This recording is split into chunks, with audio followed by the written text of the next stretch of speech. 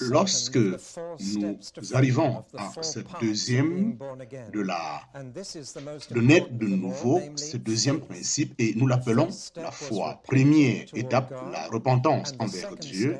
Deuxième étape, croire au Seigneur Jésus-Christ. Ce petit mot est très important dans la parole de Dieu, c'est-à-dire « en ». Il est crucial.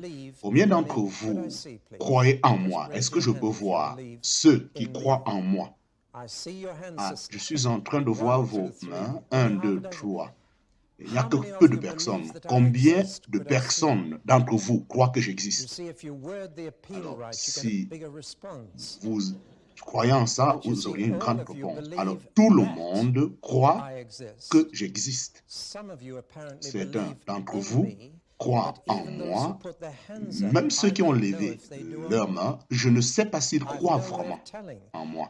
Parce que, est-ce que ce qu'ils sont en train de professer, c'est la vraie foi, ou est-ce qu'ils croient vraiment en moi? Ceux qui ont levé la main, s'ils aimeraient me donner tout leur argent à la fin de cette soirée, et je vais prendre soin de leur argent pendant 5 ans et vous remettre toutes choses avec intérêt. Alors, si vous le faites, alors je saurai que vous croyez en moi. Vous ne pouvez pas connaître qu'une personne croit en vous jusqu'à ce qu'il a fait quelque chose qui vous montre qu'il vous fait confiance. Et il a pris un risque qui l'amène à croire. Vous me suivez? Croire en quelque chose, c'est totalement différent de croire que quelqu'un est ou cette personne est quelque chose. Et c'est croire en notre Seigneur Jésus-Christ qui est le deuxième principe de naître de nouveau. Alors, nous allons essayer d'expliquer ce que c'est que la foi. Et la première chose sur la foi, c'est que la foi, elle est historique. Qu'est-ce que je veux dire par là? Je suis en train de dire que la foi est basée sur des faits. Elle est basée sur certains événements qui se sont accomplis et peu importe, ces événements se sont accomplis. Et nous sommes en train de placer notre foi sur ces faits historiques. Nous ne croyons pas parce que nous ressentons que c'est vrai, nous croyons parce que c'est vrai. Parce que les évidences sont là pour chaque événement dans l'histoire. Il y a un autre type de foi qui, aujourd'hui, on le voit aujourd'hui, c'est la foi en la foi. Je ne sais pas si vous comprenez ce que je veux dire. Il y a quelques années, nous avons eu un problème avec des personnes qui ont placé leur foi dans leurs sentiments. Et ce n'est que ce qu'ils ressentent qu'ils croient. Donc, et lorsqu'ils ne croient pas, ils ne le sentent pas. Mais le fait ne change pas. Mais présentement, de nos jours, beaucoup de personnes placent leur foi en la foi. Peu importe ce que vous croyez, c'est juste croire. Et ainsi, les gens disent, je crois de ma pensée, ils disent c'est la foi. Notre foi n'est pas des sentiments, ce n'est pas juste croire. Vous ne croyez pas que vous avez la foi. Nous croyons à des faits. Et ces 3 faits qui sont le cœur de notre foi, c'est que Jésus-Christ est mort, il a été enterré et qu'il est ressuscité. S'il vous plaît, ne faites pas d'erreur par rapport à ces 3 faits. Paul a dit dans 1 Corinthiens chapitre 15, 1 à 3, « Je vous ai délivré ce que les premiers apôtres ont reçu, que Christ est mort pour nos péchés, qu'il a été enterré et qu'il est ressuscité au 3e jour selon les Écritures. » 3 faits. L'enterrement est importante, comme la mort, comme la résurrection. Mais j'ai écouté beaucoup de prédicateurs qui parlent de la croix, beaucoup qui parlent de l'enterrement. Combien de prédicateurs j'ai entendu qui ne parlent pas de la mort? Et ce n'est pas cette réalité de la chrétienté. Parlant de Ponce Pilate qui a crucifié Jésus-Christ qui est mort. Jésus-Christ n'est pas ressuscité de la mort, il est ressuscité de la tombe. Et si Jésus-Christ n'était pas enterré, alors notre foi souffrira beaucoup. Et s'il n'était pas ressuscité, alors quel que soit, s'il n'était pas ressuscité des morts, avec un corps. Et c'est que nous sommes en train de perdre notre temps pour devenir chrétiens. Voilà les faits et les évidences pour tout autre fait dans l'histoire. Jésus-Christ est mort, Il a été enterré et il est ressuscité. Et beaucoup de personnes doivent le savoir ces faits. Et là, leur foi pourra avoir une fondation solide. Personne ne peut mettre Jésus à la croix, personne ne peut le ramener à la tombe, personne ne peut le ressusciter encore. Ça, c'est déjà fait. Et cela ne pourra plus jamais se faire. Et notre foi doit être placée sur ces faits historiques. Ça, c'est la première étape auquel nous devions croire. Ceci signifie que la foi chrétienne, elle est exclusive. Elle n'est pas quelque chose d'une croyance générale, comme de manière religieuse, c'est une foi en ces trois faits. Et cela est significatif. Ainsi, le deuxième aspect de la foi que nous devions communiquer aux personnes, c'est que la foi est personnelle. Vous pouvez croire au fait historique que Jésus-Christ est mort et ressuscité et enterré, mais la foi aussi, elle doit être en cette personne de Jésus-Christ. C'est vraiment uniquement personnel. Elle consiste à croire en une personne et à obéir à cette personne. Ce n'est pas juste croire certaines choses qui sont arrivées dans la vie de cette personne. Elle est directement liée. Risquez votre vie envers cette personne en lui faisant confiance. Et ceci nous conduit un peu plus loin dans les faits historiques. Vous voyez, Satan, lui aussi, il a ce premier type de foi qui est historique. Le diable, il connaît parfaitement que Jésus-Christ est mort. Il connaît aussi qu'il a été enterré. Il connaît aussi que Jésus est ressuscité. Mais ils ne deviennent pas des croyants tels que nous le voyons. Savez-vous que la Bible parle que les démons aussi croient et ils tremblent. Et c'est là l'origine de ce mot Quaker. Ainsi, même s'ils tremblent sur ces faits, mais ils ne deviennent pas des croyants parce qu'ils ne vont pas placer leur confiance en cette personne de Jésus-Christ. Alors, nous devions aider les gens, non pas juste à croire à ces faits historiques de l'Évangile, qui est la première étape, mais de savoir qu'ils peuvent aussi personnellement s'appuyer et se confier en ces personnes. Vous savez ce que la religion a pu établir ou elle réclame? Mahomet est mort. Et sa tombe est toujours, il est toujours dans la tombe. Bouddha aussi est mort et sa tombe, il est toujours à l'intérieur de Bouddha. Confucius aussi est mort et sa tombe, elle est là et Confucius à l'intérieur. Et Jésus-Christ est vivant et sa tombe est vide. Voilà la différence. Et ainsi, je ne peux pas avoir de relation personnelle avec Mahomet, ni avec Confucius, ni avec Bouddha. Mais l'essence de la foi chrétienne, c'est que je peux faire confiance à Jésus-Christ personnellement. Et jusqu'à ce que nous arrivons à cet état personnel et que nous touchons la réelle foi, nous devions avoir ces faits historiques et ensuite nous devions croire en cette personne. Et c'est une personne à qui je peux parler, avoir une communion et connaître comme un ami. Ainsi, la troisième dimension en ce qui concerne la foi, c'est un verbe, c'est une foi qui parle d'un verbe verbal. Ainsi, nous parlons de la repentance qui devient des paroles. À un certain niveau, la foi aussi, elle a besoin d'être exprimée au travers des paroles. Si vous croyez de votre cœur et que vous confessez de votre bouche, alors vous seriez sauvés. Ainsi, c'est l'essence de la foi qui sauve, la placer sur des paroles. Ainsi, lorsque vous croyez vraiment à quelque chose, vous commencez à déclarer. Ainsi, il y a deux manières où la foi devient verbale. Premièrement, en parlant à Jésus-Christ. Si vous croyez que Jésus-Christ est vraiment vivant et que vous pouvez le connaître et avoir une relation personnelle avec lui, vous pouvez lui parler. Et c'est pourquoi le Nouveau Testament met beaucoup d'emphase que quiconque invoque le nom du Seigneur Jésus sera sauvé. Ainsi, invoquer son nom, c'est placer votre confiance en lui et dire « Jésus, aide-moi, sauve-moi, j'ai besoin de toi ». C'est causer directement à Jésus-Christ. Ainsi, la première phase verbale de l'expression la foi, c'est de parler au Seigneur, invoquer le Seigneur. invoquez son nom. Et quelque chose, lorsque vous utilisez le nom d'une personne, ça fait toute la différence. Je me rappelle une jeune fille juive qui est venue vers moi à Cambridge après le sermon, et elle était vraiment très engagée. Elle m'a dit ceci: mais est-ce que tu es en train de me dire que Jésus-Christ de Nazareth, il est encore vivant? J'ai dit, mais tu as vraiment rencontré le message, c'est ce que je suis en train de dire. Alors elle m'a dit, si tel est le cas, cela veut dire qu'il doit être notre Messie. Moi, j'aime ce mot, notre, non pas pour tout le monde, notre. Ça, c'était vraiment une véritable juive. S'il est, il doit être notre Messie. J'ai dit, effectivement. Elle m'a dit, comment est-ce que je peux découvrir ce Jésus et échanger avec lui maintenant? Et je lui ai dit de causer, et en 10 minutes, c'est plutôt elle qui a commencé à m'enseigner la Bible. Et vraiment, elle connaissait les Écritures du début jusqu'à la fin, et elle avait un background juif. Eux, et ces Juifs, ils ont ce background, et l'une des choses qui leur manque, c'est de découvrir que Jésus-Christ est vivant.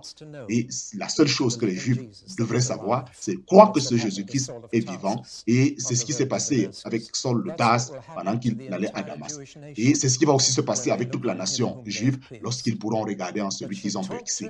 Mais lui a parlé et elle a rencontré ce Jésus-Christ et elle a commencé à invoquer le nom du Seigneur. Elle était en train d'exercer sa foi en parlant à une personne. Si vous croyez qu'il est vivant et que vous pouviez le connaître et avoir des relations avec lui et exprimer cette foi, consistera à l'appeler. Oh Jésus, je suis en train de te parler. Jésus-Christ, j'ai besoin de l'aide.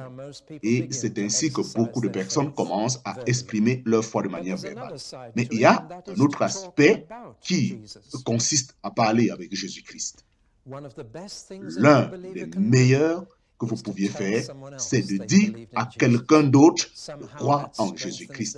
Et ceci fortifie leur foi. Ils confessent de leur bouche devant les incroyants, et c'est très merveilleux ce qu'ils font pour vous devant les non-croyants, que je suis en train de croire en Jésus-Christ maintenant. Je suis un homme de Jésus et je suis une femme de Jésus. La partie verbale de la foi est très importante et on a les deux aspects, parler à Jésus-Christ et parler de Jésus-Christ aux autres.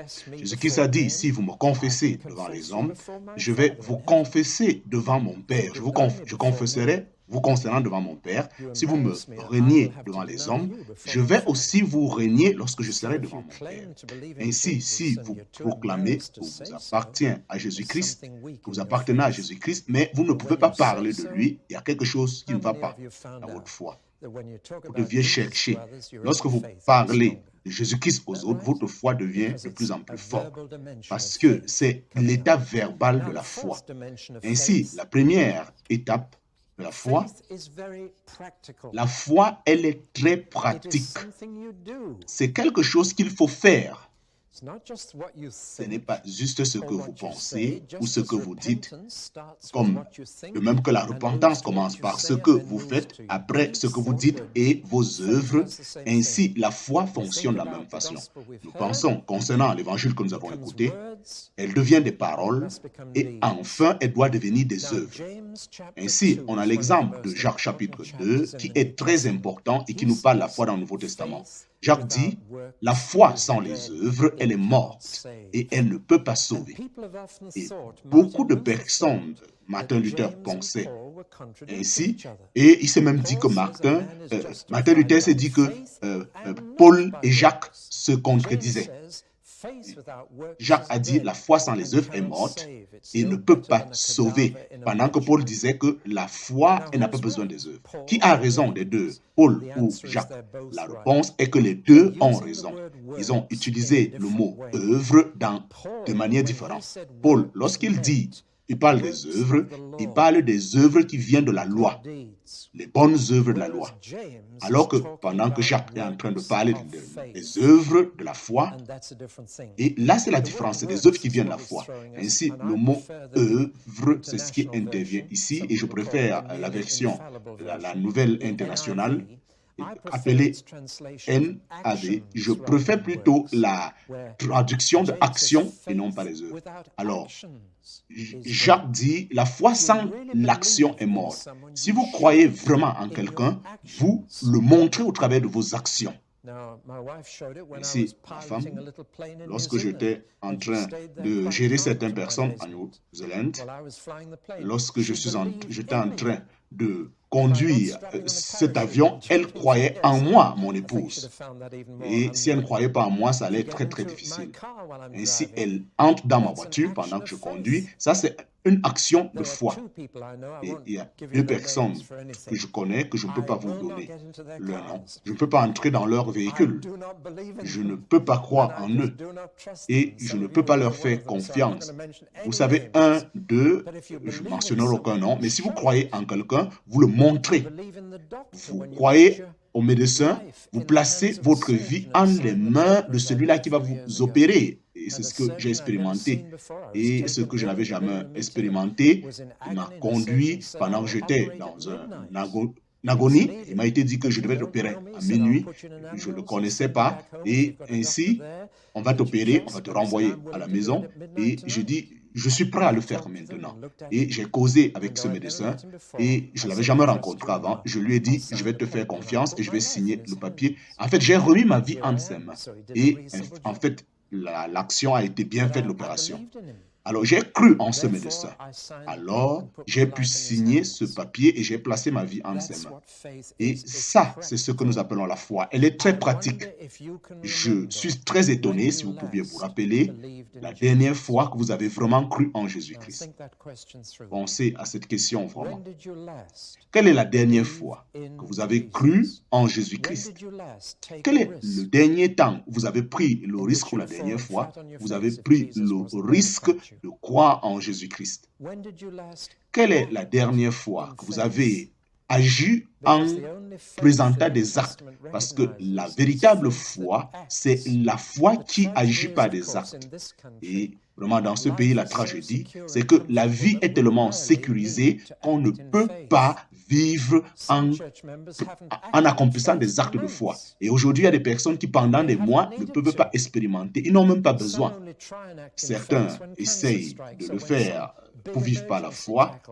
Et ce n'est pas toujours évident. Il y a tellement de conditions qui ont été réunies qu'on peut vivre sans la foi. Et ceci, on n'a même plus besoin de parler dans ce pays.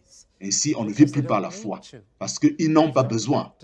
Ainsi, les docteurs, les dentistes, les juges et toutes ces personnes, ils conduisent et nous empêchent à vivre par la foi à tout moment. Quelle est la dernière fois que vous aviez pu croire exactement en Jésus-Christ? Et moi, je crois toujours en Jésus-Christ. Je lui ai dit non. Quelquefois, nous ne croyons pas en lui. Plus souvent, nous croyons qu'il est notre Sauveur, qu'il est Seigneur. Mais à quel moment as-tu cru en Jésus-Christ qu'il peut lui faire confiance pour un problème? Ça, c'est une foi pratique. Nous avons souvent l'habitude de jouer à un jeu appelé la foi avec mes enfants. Je peux les voir se tenir debout là, élevé sur quelque chose, et je veux me tenir en bas, et je vais leur dire, et ils m'ont dit, papa, si nous sautons, tu vas nous récupérer. Je dis, non, je ne vais pas le faire. Je peux le faire comme je ne veux pas le faire. Ils vont se tenir là, ils vont réfléchir, et ils vont se dire qu'ils vont se lancer, et vraiment comme cette vidéo, et finalement, ils vont se tenir, et un va sauter et je vais le récupérer, un autre va sauter. Nous appelons ce jeu la foi. C'est comme ça que je leur enseignais, on ne croit pas en quelqu'un jusqu'à ce qu'on ait sauté et qu'il vous récupère. Ainsi, lorsque j'ai arrêté de jouer à ce jeu avec eux, ça fait plusieurs années qu'on a pu jouer à ce jeu, et ça a aidé quelquefois. Ainsi, pour cause de ma santé, parce que je prends de l'âge, je ne peux plus jouer avec eux. Et ils aimaient beaucoup ce jeu. Je vais vous dire l'histoire. Cet homme qui marchait dans ce désert, il ne savait pas qu'il y avait un trou.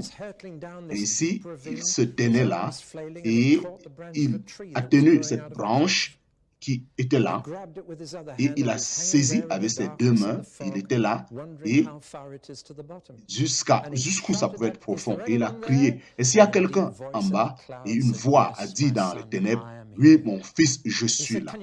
Il dit, est-ce que tu peux me sortir de cette situation? Il dit, si tu as la foi, qu'est-ce que je dois faire? J'ai la foi. Alors, laisse la branche. Il y a quelqu'un d'autre, de l'autre côté. Vraiment, cette histoire est très amusante. La foi, lorsque vous vous laissez aller, la foi, c'est quand vous sautez. La foi, c'est quand vous prenez le risque. La foi, c'est quand vous agissez sur la base de la parole de Dieu. Et néanmoins, beaucoup d'évangélistes en particulier, ils croient que la foi, c'est seulement accepter ce que la parole de Dieu dit. Je dis, c'est agir de manière active par rapport à ce que la parole dit. Quand vous acceptez la parole de Dieu sans agir, il y a beaucoup de personnes qui agissent par rapport à la parole de Dieu. Et Jacques est en train de nous dire de pouvoir produire l'action. Et ceci n'a rien à voir avec des qualités morales. Parce qu'un exemple, c'est une prostituée dans la Bible, Rahab, et l'autre, c'était un homme appelé Abraham. Et la prostituée Rahab, elle est devenue l'ancêtre de Jésus-Christ parce qu'elle a présenté sa foi en gardant les espions et dans cette cité pour que elle gagne. Alors, Abraham aussi a présenté la foi. Lorsqu'il a pris son seul fils qui était encore dans ses 13 ans, il l'a amené à la montagne de Morija et il était prêt à tuer son enfant. Et ça, c'était un sacrifice. Il a risqué le futur de toute sa famille avec cet enfant. Et beaucoup d'entre nous ne sont pas prêts à faire ce pas, à agir selon la parole. Regardez Hébreux chapitre 11. Vous savez, il commence par la foi, par la foi, par la foi. Chaque illustration de la foi dans ce chapitre, c'est quelqu'un qui a fait. Ça soit Noé, il a bâti un arche. Moïse, il a traversé la mer Rouge. Gideon, Samson, chaque exemple de la foi, ils ont fait quelque chose. Ils ont agi. Et ils ont cru que Dieu va le faire et ils ont agi d'après ce qu'ils ont cru. Là, c'est la foi. Et ce n'était pas simplement qu'ils ont cru et ils n'ont pas expérimenté, ils ont agi sur ce que Dieu avait dit. Ça, c'est l'un des aspects très importants que nous devions communiquer aux gens. La foi n'est pas dit que je lis juste les Écritures. La foi ne dit pas que j'accepte seulement les Écritures. La foi vient quand nous agissons sur la base des Écritures. Et la quatrième étape, c'est ainsi, la quatrième étape qui est aussi très importante, c'est dire aux gens que la foi, elle est continuelle. Ce n'est pas ceux qui commencent par la foi, c'est ceux qui finissent dans la foi. C'est ceux qui finissent dans la foi qui sont sauvés. Ainsi, il y a une pensée, certains d'entre vous va certainement dire, alors, que penses-tu de ceux qui sont sauvés une fois pour toutes? Je n'ai jamais trouvé cette phrase dans ma Bible. Ce que je trouve dans la Bible, c'est que la foi, elle est continuelle. Le mot foi et le mot fidélité ou la fidélité, c'est les mêmes mots en grec et en hébreu. Le savez-vous? Avoir la foi, c'est être fidèle. Faire confiance à quelqu'un, c'est de continuer de croire en cette personne. En d'autres termes, c'est de garder la foi en une personne. Là, c'est la vraie foi. Continuellement croire. Même si toute chose veut contredire votre foi, vous continuez à croire en cette personne. Il y a 3 personnes dans l'Ancien Testament, Shadrach, Meshach et Abednego, qui ont expérimenté cela. Ces 3 personnes ont été jetées dans le feu et ils ont défié. Est-ce que vous croyez que Dieu peut vous sauver de cette fournaise? Et nous croyons cela. Même s'il ne le fait pas, nous allons continuer à le faire confiance. Et même si cela, telle une grande phrase de foi, et ils ont placé leur foi. Je vais continuer à le faire confiance. C'est pourquoi le verbe croire dans le Nouveau Testament, c'est quelque chose que vous ne pouvez pas connaître si vous ne n'êtes pas attentivement. Il y a certains états de verbe dans la langue grecque et l'un de ces états, nous l'appelons le présent et l'inconditionnel ou le présent continuel qu'on est toujours en train de croire. Ainsi, pour le traduire en anglais, on doit ajouter 2 mots. Va et continue. Va et continue à faire quelque chose. Ainsi, Jésus-Christ ne pouvait pas dire ou demander, vous recevez, cherchez, vous trouvez, frappez. Donc, ce qu'il disait actuellement, c'est que continue de chercher et tu recevras. Continue de chercher et tu recevras. Continue de frapper et on pourra vous offrir. Est-ce que cela fait-il la différence? Cela fait une très grande différence. Certains disent, j'ai demandé le Saint-Esprit, rien ne s'est passé. Tu as demandé seulement une fois. Jésus-Christ a dit, continue de demander. Combien votre Père Céleste donnera-t-il le Saint-Esprit à ceux qui continuent à le demander? C'est-à-dire, le présent continuel tense. Ainsi, il faut traduire exactement ce mot, car Dieu a tant aimé le monde qu'il a donné son Fils unique, afin que quiconque continue de croire en lui ne va jamais périr, mais aura la vie éternelle. Est-ce que ce verbe change? Ça change ce verset pour vous, quand vous l'écoutez ainsi. Quiconque continue de croire. Ce n'est pas juste un moment de foi, c'est toute une vie de foi qui sauve. Ma foi de hier ne peut pas me sauver aujourd'hui. Et ma foi d'aujourd'hui ne peut pas me sauver demain. Et comme le salut, la foi aussi, c'est quelque chose de continuel. Et elle a cet élément, c'est-à-dire qu'on doit garder cette foi. Et on doit continuer de faire confiance. La Bible nous parle de ceux qui ont fait naufrage dans la foi, ceux qui ont quitté la foi, ceux qui n'ont pas gardé la foi, ceux qui sont en train de errer, donc ces avertissements sont très sévères. Paul, au milieu de sa vie, n'a pas fait confiance dans la foi qu'il a eue en route sur Damas. Il a dit, la vie que je vis maintenant, je la vis par la foi. Et lorsqu'il est arrivé à la fin de sa vie, il n'a pas dit, merci Seigneur pour ma conversion à Damas. Ce qu'il a dit, c'est que j'ai fini la course. J'ai mené le combat de la foi et j'ai gardé la foi. Alors, il y a un verset dans Hébreux chapitre 11 qui est l'un de mes versets favoris, qui mentionne Moïse, Noé et tous ces héros de la foi. Il dit ceci, tous ceux-ci, ils ont continué à vivre par la foi jusqu'à ce qu'ils sont morts. N'est-ce pas une déclaration merveilleuse? Ils ont continué à vivre par la foi jusqu'à ce qu'ils sont morts. Et ainsi, il est dit, vous aussi, continuez dans cette course, focalisant Jésus-Christ et se rassurant que c'est Jésus qui commence votre foi et qui finit. C'est lui qui commence, c'est lui qui finit votre foi. C'est lui qui nous conduit et qui parfait cette foi. Continuez, faites-lui confiance, mourrez dans la foi et vivez par la foi. Ainsi, nous devions communiquer ceci parce que certaines personnes pensent que c'est juste un moment, vous avez la foi et vous avez votre ticket pour le ciel. C'est toute une vie de la foi. Et Jésus-Christ voulait nous dire que chaque jour, on a besoin de cette foi et ainsi, ce n'est que la foi d'aujourd'hui qui me sauve. Aujourd'hui, il y a une autre preuve par rapport à ça. Habakkuk, chapitre 2, verset 4, qui nous explique que le juste vivra par la foi. Et ainsi, il devient quelque chose qui a été important pour la Réformation. Vraiment que j'explique un peu. Habakkuk était en train d'argumenter avec Dieu. Il dit, Dieu, tu ne fais rien concernant Jérusalem, concernant la méchanceté de Jérusalem. Tu ne fais rien, Dieu. Et Dieu lui a dit, Habakkuk, je vais faire certainement quelque chose. Je vais amener les Babyloniens afin qu'ils puissent envahir Jérusalem et détruire toutes ces méchantes personnes à mes yeux. Et Habakkuk, il a encore argumenté d'un autre côté. Il dit, mais Dieu, tu ne vas pas détruire tout le monde. C'est les Babyloniens. Si les Babyloniens viennent, ils vont tuer seulement tout le monde. Et alors qu'il y a encore des bonnes personnes, je suis sûr que Dieu, est-ce que tu vas laisser le juste mourir comme le méchant? Et Dieu a dit, Habakkuk, le juste, il vivra par la foi. Et le mot foi ici intervient 3 fois dans l'Ancien Testament. Et il est toujours en train de dire la fidélité. Il est toujours en train de dire de continuer à croire en une personne.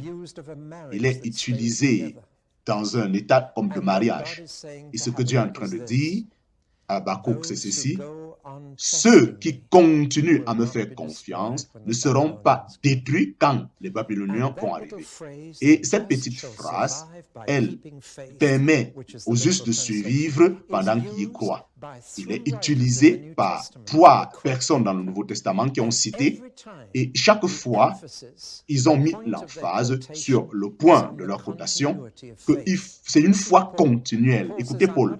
Paul dit, je n'ai pas honte de l'Évangile, parce que c'est la puissance de Dieu pour sauver quiconque qui continue de croire. Le présent est continuellement. Ainsi, la foi qui, du début jusqu'à la fin, même si il s'est écrit, le juste vivra par la foi. Vous voyez, la foi du début jusqu'à la fin. Ou prenez Hébreux chapitre 10, et Habakkuk aussi est cité là-bas. Hébreux 10 dit, nous ne sommes pas de ceux qui nous retirons, signifiant, c'est-à-dire nous quittons et nous nous perdons. Nous sommes de ceux qui continuent de croire et ainsi nous sommes sauvés tel qu'il est écrit, le juste vivra en gardant la foi. Ainsi, toute l'emphase que nous devions communiquer aux gens, c'est ceci, c'est que ce n'est pas cette étape de la foi qui te sauve. Tu as commencé une vie de la foi. Et tu vas donc continuer à faire confiance au Seigneur. Et tu vas continuer à être sauvé. Ainsi, tu ne pourras jamais périr. Et c'est ce que mon Nouveau Testament enseigne. C'est une vie de foi qui sauve. Cela donne de la valeur. Et on peut comprendre dans ce verset qui dit, c'est celui qui endure jusqu'à la fin. Et cette parole, vous, les païens, ne vous vantez pas parce que les Juifs ont été coupés, parce que si vous ne continuez pas dans la bonté de Dieu, vous allez aussi être coupés. C'est vraiment des avertissements. Chaque personne du Nouveau Testament nous interpelle de ne pas abandonner cette vie de foi, de ne pas perdre notre confiance en Dieu, mais de continuer de lui faire confiance. Ainsi, la foi, c'est quelque chose de continu. Comment est-ce que nous pouvons aider les gens à vivre cette vie de foi? C'est de ça qu'il est question. Nous devions les aider en leur parlant les faits jusqu'à ce qu'ils puissent connaître exactement que cela s'est déroulé et ensuite ils peuvent croire. Et nous devions leur donner l'évidence. S'ils le demandent, je connais que certaines personnes lèvent des objections par rapport à l'évangile parce qu'il s'est dit, alors si on répond une objection, on va poser, vous connaissez ce genre de personnes, ils ne veulent pas que leur réponse, c'est pourquoi ils partent d'une objection à l'autre. Ne perdez pas de temps avec une telle personne. Mais il y a des personnes généreuses qui veulent exactement connaître si ces choses se sont vraiment accomplies. Quelles sont les évidences que Jésus-Christ est resté des morts? Nous avons un devoir de leur expliquer ça clairement. Et l'un des livres que je trouve très intéressant par rapport à ça, c'est le livre d'un monsieur appelé Just Don't, l'évidence que l'homme, il n'y a aucun autre livre aussi comme celui-ci qui a des évidences concrètes sur l'Évangile. C'est un livre et je ne vois pas comment quelqu'un peut lire un livre comme celui-là et ne pas croire sur des faits historiques de l'Évangile et sur lesquels notre foi est basée. Nous avons un devoir d'aider les gens et quelle que soit la forme de la chrétienté, nous devions être capables d'enseigner exactement la vérité et répondre des questions pour ceux qui sont sincères. Ainsi, pour la rendre personnelle, on a besoin d'être capable de permettre aux gens de voir que cet évangile, ainsi nous touchons quelque chose de différent. Il y a deux manières que nous pouvons présenter l'évangile aux gens. Lorsque Jésus-Christ a envoyé les apôtres 2 à 2, il a dit de manière très simple, tout ce que vous avez à faire, c'est ceci, allez vers les villes éloignées, restez les morts, guérissez les lépreux, guérissez les malades, chassez les démons, et alors dites-leur que le royaume de Dieu est là. Voilà tout ce qu'ils devraient faire. Et nous aussi, nous devions aussi le faire. Le principe est celui-ci, présentez-leur d'abord, et ensuite qu'ils écoutent. Donnez-leur qu'ils expérimentent cela, et ensuite ils vont voir. Démontrer, et ensuite déclarer. Vous savez ce que nous essayons de faire aujourd'hui? Ce que nous faisons, c'est que nous leur parlons l'évangile, mais nous ne leur présentons pas combien effectif est cet évangile. Et mon temps est en train de presque finir. Vraiment, ma femme, je pouvais parler d'une réunion, ma femme était assise et le Seigneur m'a dit de démontrer que son royaume est vrai devant ces milliers de jeunes en guérissant cette maladie. Et vraiment, j'ai pu expérimenter cela. Et j'ai dit, je voudrais que vous vous rendez compte que Jésus-Christ est au contrôle de toutes choses. Et je vais vous démontrer cela en vous guérissant de cette maladie. Et ils étaient assis là, ils étaient malades. Et j'étais en train d'expérimenter. Et cela s'est passé. Et elle m'a dit, après, lorsqu'on a causé. Mais le Seigneur a commencé ce jour en guérissant cette maladie appelée dandruff. Ainsi, il a guéri quelqu'un qui avait une main qui était courbée. Il ne pouvait pas bien utiliser sa main pour écrire. Et l'autre main ne pouvait pas bien travailler au niveau du cerveau. Et il pouvait écrire à ses parents comment est-ce que sa main a été guérie. Et nous avons fini avec ce jeune. Il y avait un homme qui avait une main paralysée et qui était très difficile. Et il était en train de résoudre ce problème depuis très longtemps. Il faisait toutes choses avec une main et il portait l'autre main. Ainsi, il s'est rendu à l'hôpital et sa vie a été sauvée. Mais on n'a pu joindre les os de la main, les deux. Ainsi, il est arrivé à ce camp en étant paralysé, en marchant. Ainsi, 7 semaines après l'accident. Ainsi, le premier jour, la soirée de ce camp, ce jeune garçon a couru par-ci, par-là. Et il est revenu, il s'est assis où nous faisons la réunion, et il est sauté sur le pupitre et a commencé devant ces jeunes qu'ils puissent voir. Et il a dit, je vais vous dire toute la vérité, même si vous voulez rire. Je suis venu à ce camp en tant qu'un boiteux et j'étais quelqu'un qui était boiteux. Et le Seigneur, il m'a guéri par rapport à ça et m'a affranchi. Ainsi, ces jeunes gens, ils ont vu l'évangile. Ils n'ont pas seulement écouté les faits historiques, mais ils ont vu ce que cet évangile peut accomplir dans leur vie. Ainsi, on doit voir les signes, on doit voir les œuvres d'une vie qui a changé. Nietzsche, ce philosophe qui était derrière Adolf Hitler, a dit « J'aurais voulu, j'aurais été sauvé si j'avais vu les chrétiens qui étaient plus sauvés. » S'il avait vu comment les personnes changeaient, on n'aurait jamais eu cet Adolf Hitler. Mais il n'a pas vu. Mohamed aussi, il connaissait les chrétiens, mais il n'a pas vu le changement dans la vie des chrétiens. Vraiment, combien troublant cela devrait être. Écoutez, nous devions permettre aux gens de voir et de connaître la réalité de Jésus-Christ. Ainsi, nous les aidons à être verbales, nous les encourageons à prier à Jésus-Christ lui-même. Et je décourage les Juifs de pouvoir utiliser, les jeunes d'utiliser ces prières qu'ils répètent continuellement. Vraiment, dis à personne, prie par toi-même à Jésus-Christ. Et si vous les écoutez attentivement, vous allez voir à quel niveau ils sont. Mais aujourd'hui, on répète après moi, Seigneur Jésus, il dit Seigneur Jésus, je suis pécheur, je viens à toi. Vraiment, ça, ce n'est pas invoquer le nom du Seigneur. Et il faut les encourager à exprimer des mots par eux-mêmes. Et j'aime écouter les nouveaux chrétiens prier, vous ne voyez pas. Ils sont très intéressants. Ils ne priez pas juste. Le Seigneur nous vient vers toi, nous demandons de nous bénir, de nous faire ceci, de nous faire ceci. Vraiment, avez-vous compris combien de nous?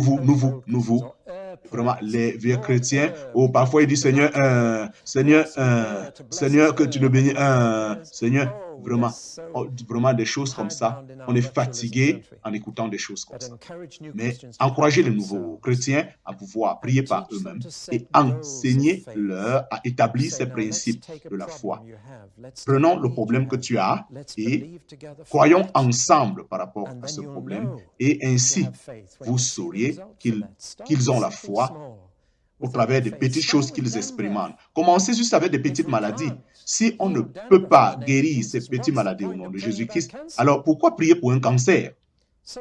Ainsi, commencez avec des choses toutes petites, quelque chose de petite qu'ils puissent expérimenter. Et finalement, nous devions continuellement croire, les encourager de croire tous les jours, afin qu'ils puissent faire confiance à Jésus-Christ par eux-mêmes.